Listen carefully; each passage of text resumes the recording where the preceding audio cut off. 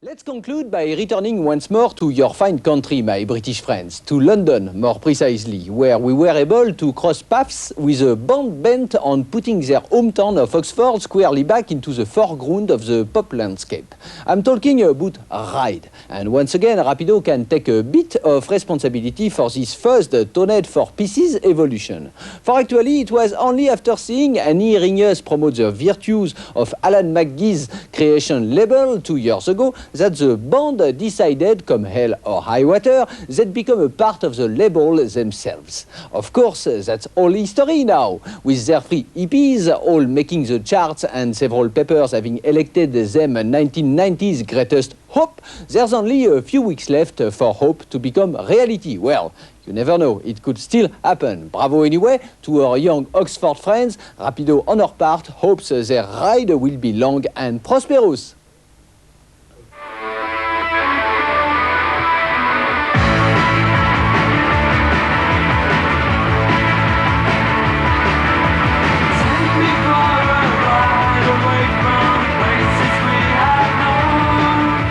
In the 2 years since they met at art school, Ride's frantic guitar and drum sound has given them 2 top 40 EPs, much media hype, and sold-out concerts, not least in the town where it all started, Oxford. We were friends and we didn't really think about the band at all. And but we kind of discovered, you know, that Loss said he hit a few tin cans about, and like we had a few, we had some guitars, and we just sort of said, oh, let's get together and have a, you know, just have a jam. And it just went on from there. I mean, there's never been any kind of master plan, you know, to be this massive band.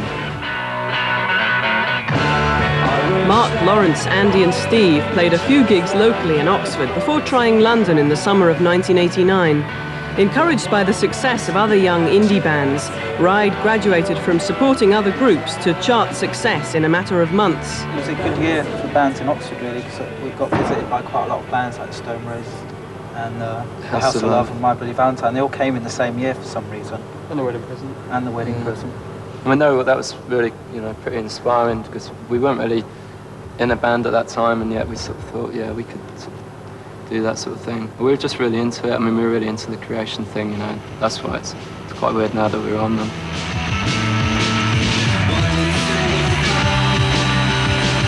Signing with Alan McGee's Creation Records, the home of My Bloody Valentine and Primal Scream, among others, they spent 5 weeks in the charts earlier this year with their first EP, Ride.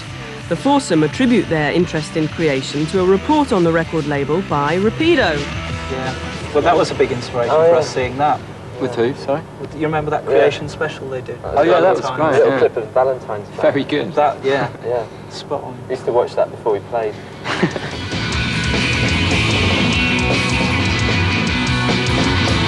From an early guitar style that echoed other bands like the Jesus and Mary Chain, My Bloody Valentine and the House of Love, Ride have evolved their own distinctive texture of dreamy melodies and raw guitar surges.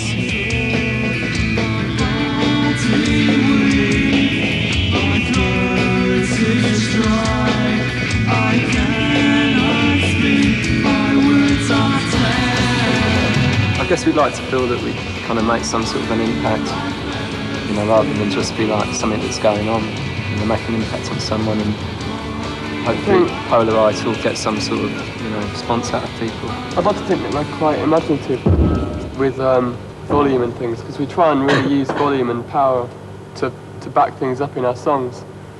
It's like you can play a song on an acoustic guitar and it sounds fine, but if you really want to give power to certain bits of the song, what we do is just bung all the guitars up to top volume. Hard on the heels of their successful EPs comes their debut album, Nowhere. Touted as the band to succeed the Sugar Cubes and the Sundays, Ride are currently riding the crest of the indie band scene. But they're wary of the media hype being heaped on them and have set their sights firmly on developing their music. We're interested in bettering, you know, what we do, but that's kind of like, you know, we'd be interested to find what we would sort of perceive as our perfect pop song, but it wouldn't necessarily be others, you know. I think as long as the four of us are happy with what we record, then that's as far as it goes, and that's good enough to put out. I mean, we listen to a few other people, their opinions, but that's not necessarily going to change what we do. I mean, we don't write songs to get into the top 40.